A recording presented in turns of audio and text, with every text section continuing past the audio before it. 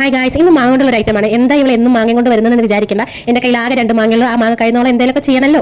ആദ്യം ആ മാങ്ങയുടെ മേൽഭാഗം കട്ട് ചെയ്തിട്ട് മാങ്ങയുടെ അണ്ടി നമ്മൾ സെപ്പറേറ്റ് ആയിട്ട് എടുക്കണേ. കുറച്ച് കഷ്ടപ്പാടാണ്. ഞാൻ എന്തായാലും നൈസായിട്ട് അത് എടുത്തിട്ടുണ്ട്.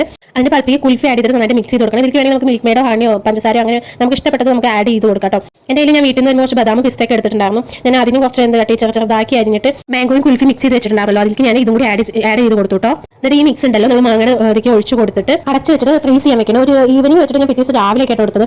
എടുത്തപ്പോൾ അടിപൊളിയായിട്ട് നന്നായിട്ട് ഫ്രീസ് ആയിട്ട് കിട്ടിയിട്ടുണ്ടായിരുന്നു. എന്നിട്ട് അതിന് മേലെ നമ്മൾ സാധാരണ നോർമൽ മാങ്ങ ചെത്തുന്ന പോലെ തന്നെ അതിന്റെ തൊലിയൊക്കെ കളഞ്ഞിട്ട് നന്നായിട്ട് എടുക്കണേ.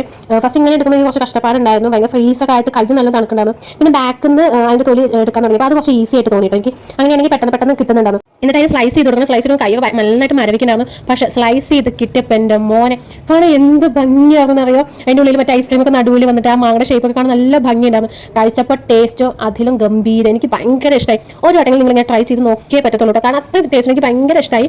അപ്പോൾ അത്രയേ ഉള്ളൂ. Bye guys.